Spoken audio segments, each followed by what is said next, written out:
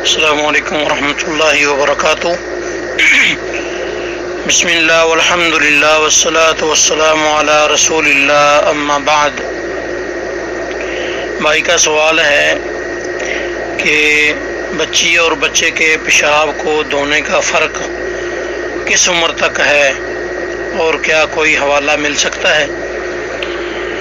محترم، پیشاب کے چھینٹوں سے بچنا بہت ضروری اور فرض ہے، اور پیشاب کے چھینٹوں سے احتیاط نہ کرنا، بچنا ضروری ہے، اور احتیاط نہ کرنا کبیرہ گناہ ہے۔ صحیح بخاری میں حدیث نمبر 216، نبی اکرم صلی اللہ علیہ وسلم ایک باغ مکہ یا مدینہ کے کسی باغ سے گزرے تو دو لوگوں کی عذاب سے آوازیں سنی، اور نبی علیہ الصلوۃ والسلام نے فرمایا یعذبان وما یعذبان فی کبیر،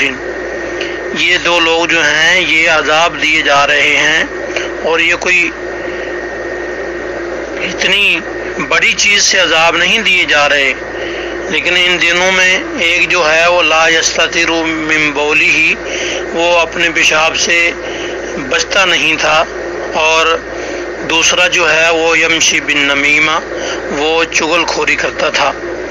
تو یقیناً پیشاب کی چھینٹوں سے بچنا ضروری ہے، اس چھینٹوں سے نہ بچنے سے قبر کا عذاب ہو سکتا ہے۔ اللہ تعالیٰ ہمیں بچنے کی توفیق دے۔ اگلی بات، بچی اور بچے کے پیشاب کے حوالے سے،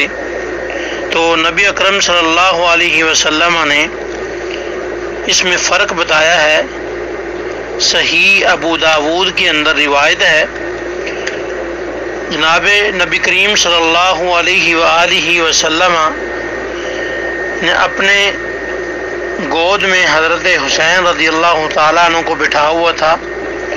تو آپ صلی اللہ علیہ وسلم کی گود میں حضرت حسین رضی اللہ عنہ نے پیشاب کر دیا، تو آپ نے تھوڑا سا پانی منگوایا اور چھینٹے مارے، تو لبابہ بنت محسن کہتی ہیں کہ میں نے کہا اے اللہ کے رسول، مجھے کپڑا دیجئے، میں کپڑے دھو کے آپ کے لیے لے آتی ہوں۔ تو نبی اکرم صلی اللہ علیہ وسلم نے فرمایا کہ نہیں، جو لڑکی کا پیشاب ہوتا ہے اس سے دھویا جاتا ہے، اور لڑکے کے بچے کے پیشاب سے چھینٹے مارے جاتی ہیں۔ وَيُنَزَّحُ مِن وَلَدٍ، یعنی ایک بچے کے الفاظ آتے ہیں۔ ابو داود کی حدیث نمبر ہے 375، اور ایک حدیث میں آتا ہے، حضرت ام قیس رضی اللہ تعالی عنہا بیان کرتی ہیں، صحیح بخاری اور مسلم کی روایت ہے، صحیح بخاری کی 223 نمبر حدیث اور صحیح مسلم کی 287 نمبر حدیث ہے۔ نبی اکرم صلی اللہ علیہ وسلم کی صحابیہ ام قیس رضی اللہ عنہا آئیں، ان کے پاس ایک بچہ تھا جو لم یاکل الطعام، وہ کھانا نہیں کھاتا تھا، تو اس کو اٹھا کے نبی اکرم صلی اللہ علیہ وسلم نے اپنی گود میں بٹھا لیا، تو اس بچے نے پیشاب کر دیا، تو نبی اکرم صلی اللہ علیہ وسلم نے کچھ پانی منگوا کے اس کی اس طرح چھینٹے مارے، اور فرمایا کہ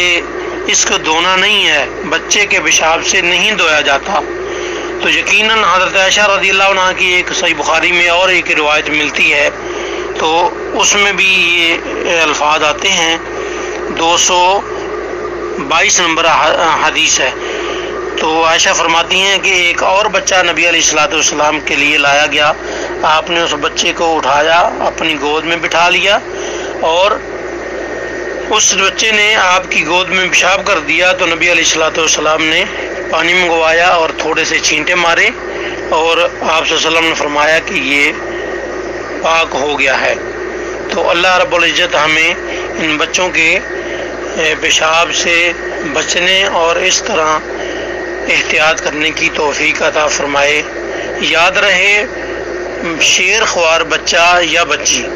بچی تو چھوٹی عمر سے شیر خوار بھی ہو، اس کے پیشاب سے کپڑے کو دھویا جائے گا، اور بچہ جو چھوٹا ہو کھانا کھانے سے پہلے